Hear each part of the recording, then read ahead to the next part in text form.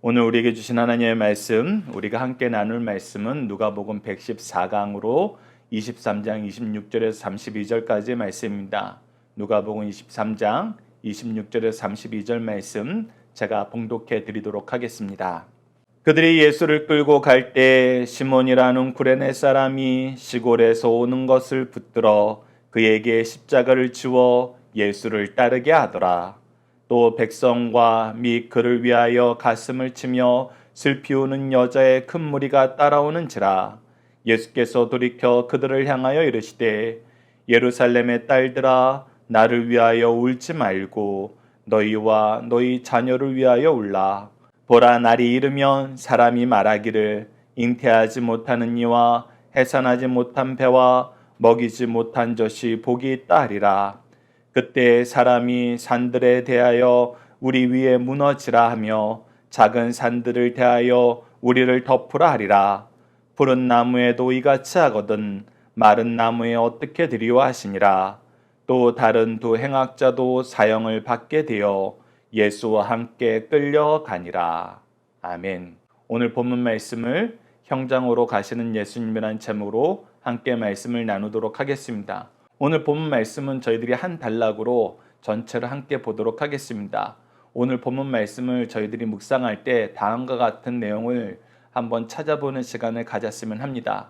예수님은 십자가형을 받으러 가시면서도 제자들에게 무엇을 전하나요? 키워드는 자녀를 위하여 울라, 푸른 나무와 마른 나무입니다. 자, 26절을 보면은 우리가 구속사에 나타나는 한 인물을 우리가 만나게 됩니다. 그 사람이 바로 구레네 사람 시몬입니다. 26절 봅시오. 그들이 예수를 끌고 갈 때 시몬이라는 구레네 사람이 시골에 오는 것을 붙들어 그에게 십자가를 주어 예수를 따르게 하더라. 자, 이 말씀의 배경은 로마 군인의 인솔 아래에서 예수님이 십자가를 지고 골고다 언덕으로 올라가고 있습니다. 그러나 우리가 이미 앞서서 확인했던 것처럼 예수님은 이미 극심한 고통 속에서 모든 힘이 빠진 상태예요. 왜 그렇습니까? 빌라도가 사람들의 원을 풀어주고자 예수님을 때리고 있었습니다. 사형시키는 건 너무하다. 내가 때려서 놓아주겠다 하면서 때렸어요. 그런데 사람들이 때리는 걸로 분이 안 풀리고 계속 죽여달라 그러니까 어쩔 수 없이 죽이는 길에 내어주었는데, 그러면서도 또 반역의 괴수라는 죄명으로 이 십자가를 지기 때문에 로마 군인들의 장난감으로 또 고난을 받으십니다. 그래서 이미 죽기 직전까지 맞으시고 모든 수모를 다 당하다가 이미 힘이 기진맥진한 상태예요. 그래서 골고다 언덕까지 도무지 이 십자가를 지고 올라가지 못하는 것입니다. 그런 때에는 로마 군인들이 임의로 사람과 물건을 차출하여서 자기 군사 작전에 쓸 수 있는 그런 규정이 있었습니다. 그래서 로마 군인이 주위에서 보고 있는 이 구레네 사람 시몬에게 명령을 하여서 예수님 대신 이 십자가를 지고 따르라고 얘기를 한 겁니다. 그로 인해서 이 구레네 사람 시몬이 사람으로서는 유일하게 예수님의 십자가형을 그래도 일부나마 돕는 하나님의 일꾼이 되었어요. 그런데 우리가 함께 묵상할 말씀을 보면 놀라운 것이 무엇이냐면 이 예수님의 구속사를 자기가 자원하여서 도운 것이 아니라 그냥 로마 군인에 의해서 타이에 의해서 어찌 보면 강압에 의해서 이 구원의 역사에 참여했는데 그 은혜의 역사가 놀랍게 교회의 역사에, 교회의 구속사에 기록되는 역사로 확장되는 것을 보게 됩니다. 여러분 우선 함께 묵상할 말씀을 잠시 보도록 하겠습니다. 고린도전서 1장 23절을 보십시오. 우리는 십자가에 못 박힌 그리스도를 전하니 유대인에게는 거리끼는 것이요 이방인에게는 미련한 것이로되. 우선 이 십자가는 모든 사람들이 보기에 영광스럽고 좋은 것이 하나도 없는 것입니다. 그래서 유대인들에게는 거리끼는 것이에요. 왜 이 얘기를 해야 되는가? 이 역사가 왜 우리에게 있는 것인가? 이 역사를 자꾸 언급하는 것이 우리 민족에게 좋지 않아 라고 얘기하면서 거리끼는 것이고, 이방인들에게는 이 십자가에 달린 것이 뭐가 그렇게 자랑이냐? 이 수치스러운 징계가 무엇이 자랑이라고 너희들이 계속 이것을 얘기하느냐라고 얘기하는데, 우리에게는 뭐예요? 하나님이 이루신 구속의 성취예요. 그래서 이것이 우리에게 놀라운 것입니다. 구레네 사람 시몬도 처음에는 이것을 거리끼는 것으로, 때로는 미련한 것으로 받아들였을 수도 있어요. 그러나 이 일을 통해서 예수님의 구속사를 돕는 것이 되었고 예수님의 구속사를 가까이에서 증언하는 증인이 되었습니다. 그랬을 때 그의 가문이 어떻게 되었는가? 우리가 마가복음 15장 21절과 로마서 16장 13절 말씀을 보면 이렇게 기록되어 있습니다. 마침 알렉산더 루포의 아버지 구레네 사람 시몬이, 즉 우리가 오늘 본문 말씀에서는 구레네 사람 시몬이라고만 알고 있지만 이 마가복음에서는 그가 누구의 아버지인지를 기록해요. 바로 알렉산더와 루포라는 인물의 아버지라는 것을 우리에게 가르쳐주고, 이 알렉산더와 루포의 이름이 로마서 16장 13절에 나오는데 주 안에서 택함을 입은 루포와 그의 어머니에게 문안하라. 자, 로마의 사도 바울이 편지를 보내면서 그곳에서 핵심적으로 일하고 있는 루포와 그의 어머니에게 문안해달라고 부탁을 하고 있어요. 근데 그러면서 뭐라고 표현하냐면 그의 어머니는 곧 내 어머니라. 즉 사도 바울을 자식처럼 아끼면서 그의 구속사역을, 복음사역을 돕는 훌륭한 일꾼이 되었고, 루포도 교회의 리더가 되어서 계속해서 하나님의 역사의 중심 인물이 되었다는 것입니다. 즉 이 구레네 사람 시몬이 예수 그리스도의 구속의 은혜에 억지로 동참하게 되었지만 그 일로 인하여 이들이 예수님을 가까이에서 보게 되고 이 직접 증언하게 되고, 그러면서 교회 일꾼이 되고, 교회 일꾼이 되어서 주의 일을 하는 모든 사람들을, 열심히 일하는 사람들의 든든한 후원자가 되고, 그리고 어머니라 불릴 정도로 극심한 사랑을 전하는 가문이 되었다는 것입니다. 이를 통해서 우리가 하나님의 구속사역에 쓰임받고 그 은혜의 길을 때론 우리가 고난에 동참하는 것으로 억지로 참여하더라도 이것이 우리에게 주시는 하나님의 은혜의 역사가 얼마나 크고 우리를 구속사의 훌륭한 일꾼으로 쓰기를 얼마나 기뻐하시는지 우리가 확인하면서 주의 일에 쓰임받을 때 우리가 자녀들에게 미리 가르칩시다. 그런 일이 있을 때는 순종함으로 따라라. 너와 내 가문에 하나님의 큰 축복의 역사가 시작되는 것이다. 이렇게 우리가 가르치고 또 우리에게 이런 일이 있을 때 우리도 순종함으로 따르는 승리한 삶 가족 되었으면 합니다. 자, 계속해서 오늘 본문 말씀을 봅시다. 이제 예수님께서 십자가를 지러 가시면서도 당신보다는 그를 위해서 울고 그를 따르는 제자들을 위해서 또 하나님의 말씀, 영적인 통찰력을 가질 수 있는 귀한 은혜의 말씀을 허락하여 주십니다. 27절 말씀을 보시죠. 또 백성과 및 그를 위하여 가슴을 치며 슬피 우는 여자의 큰 무리가 따라오는지라. 네, 이 정치적인 결정을 하고 종교적인 결정을 할 때에는 예수님의 제자들은 힘이 없고 연약한 사람들이었어요. 그래서 그곳에서는 소외되었고 그곳에서는 같이 할 수 없었지만 예수님이 고난의 길을 갈 때에는 같이 할 수 있었어요. 그리고 이 사람들이 슬퍼하면서 예수님을 따라와요. 안타까워하면서 따라와요. 그때 예수님이 이 따라오는 사람들을 위해서 하나님의 말씀을 선포하십니다. 28절 보시죠. 예수께서 돌이켜 그들을 향하여 이르시되 예루살렘의 딸들아 나를 위하여 울지 말고 너희와 너희 자녀를 위하여 울라. 예수님께서 복음 사역을 하시면서도 자주 이 얘기를 하셨어요. 예수님과 함께 있을 때는 빛이에요. 빛의 때예요. 예수님을 통해서 은혜의 역사와 구원의 역사와 회복의 역사가 풍성하게 이루어지고 있어요. 그러나 예수님께서도 미리 말씀하셨어요. 곧 어둠의 때가 온다. 그때를 준비하면서 너희들 기도해라. 기도해라. 그래서 오늘 본문 말씀도 울라라고 얘기했을 때는 울면서 하나님께 간구하는 기도를 드리라는 거예요. 왜 너희와 너희 자녀들을 위해서 울라 그랬을까요?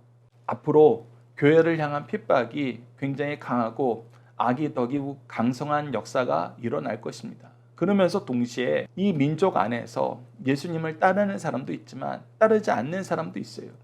이들에 대한 하나님의 심판이 임할 때에는 그들이 차라리 내가 돌에 깔려서 큰 재앙을 당해서 하나님을 대면하지 않는 게 더 낫다고 싶을 만큼 큰 부끄러움과 큰 징계의 역사가 일어난다는 것입니다.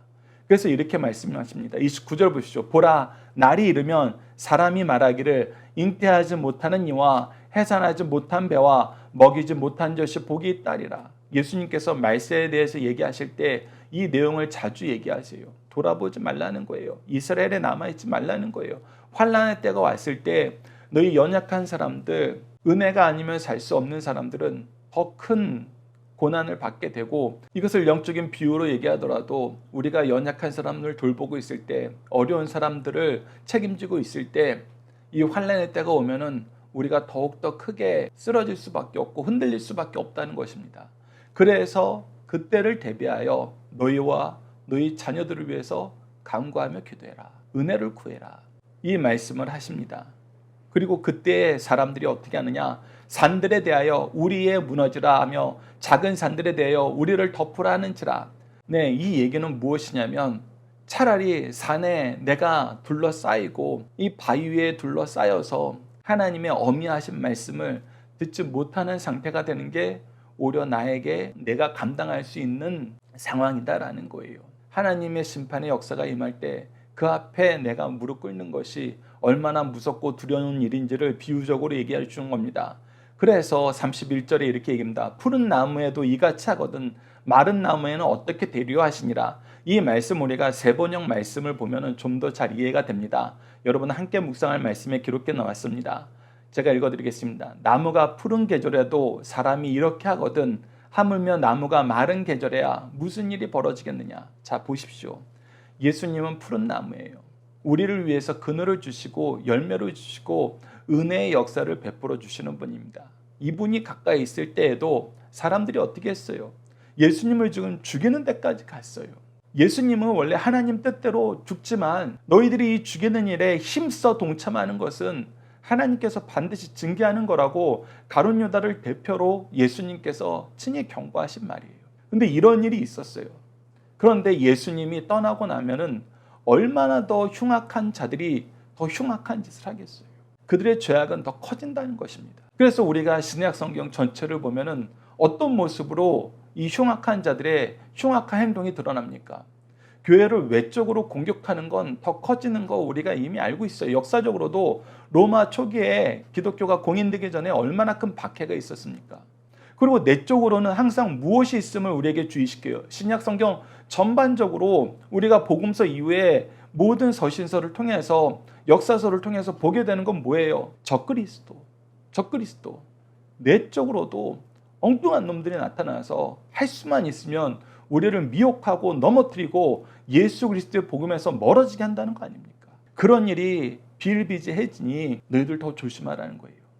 예수님이 계실 때도 이렇게 힘들었는데 예수님이 안 계실 때는 얼마나 더 힘들겠느냐. 우리에게 그 얘기를 해주는 것입니다.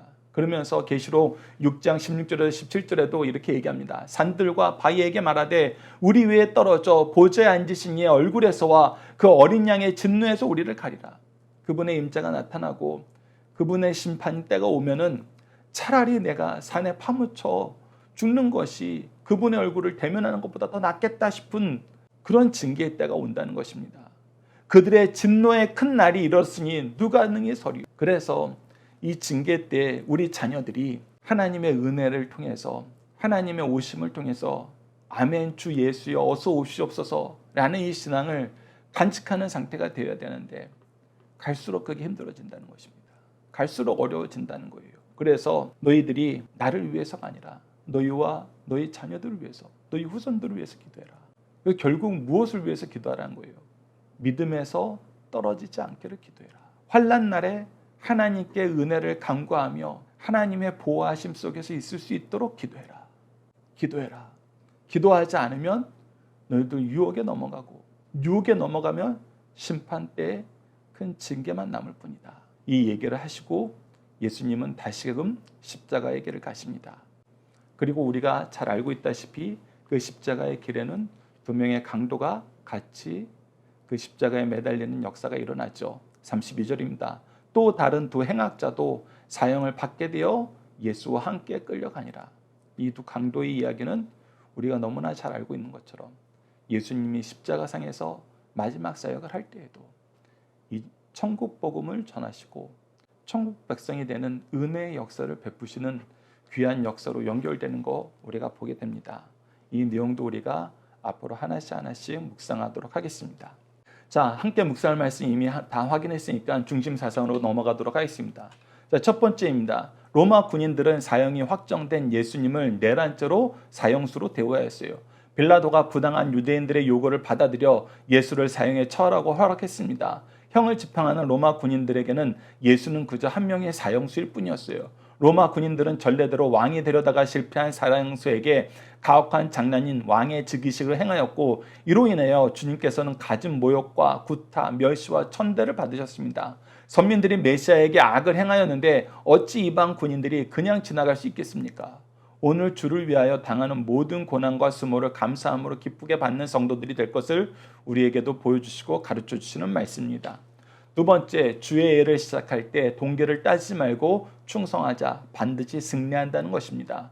구레네 시몬은 형장으로 가시는 예수님을 구경하다가 로마 군인들에게 노역을 증발받고 예수님의 십자가를 억지로 지게 되었어요. 그러나 이를 통해 예수님께서 구속의 십자가를 지시는데 유일하게 돕는 일꾼이 되었습니다. 그 결과 그는 구원 얻는 길에 들어섰고 온 가족이 구속사에 놀라운 업적을 남기게 되었어요. 주의 일에 자원하여 참여하면 더 이상 좋을 일이 없습니다. 그런데 때로는 하나님이 억지로 일하게 하실 때가 있어요. 이때도 주어진 일에 충성하자. 하나님은 그 상을 결코 잊지 않으신다는 것입니다. 마지막 세 번째입니다. 주께서 나를 위하여 그토록 많은 고난을 받으시고 구원하셨으니 더욱 충성하자는 것입니다. 주님께서 받으신 고난이 얼마나 크고 귀한 것인지 그것을 생각할 때마다 감격하여 눈물로 감사할 수밖에 없습니다. 동시에 오늘도 주를 위해 극심한 핍박과 고난 중에 있는 성도들을 눈물로 기도하면서 위로합시다. 그러나 그보다 더 눈물로 호소할 일이 있습니다. 이는 멸망받을 이웃을 위한 기도입니다. 이들에게 앞으로 임할 지옥 형벌을 생각하면 이 얼마나 가슴 아픈 일입니까? 주님께서는 그들 위해 울며 호소할 것을 명령하십니다. 자녀들과 함께하는 기도 훈련 내용으로 함께 기도하도록 하겠습니다. 우리를 사랑과 은혜의 길로 인도하시는 하나님, 모든 멸시와 고통과 슬픔 속에서도 우리를 위하여 위로의 말씀을 주시고 기도하라 하시며 하나님의 구원을 바라보게 하심을 감사합니다.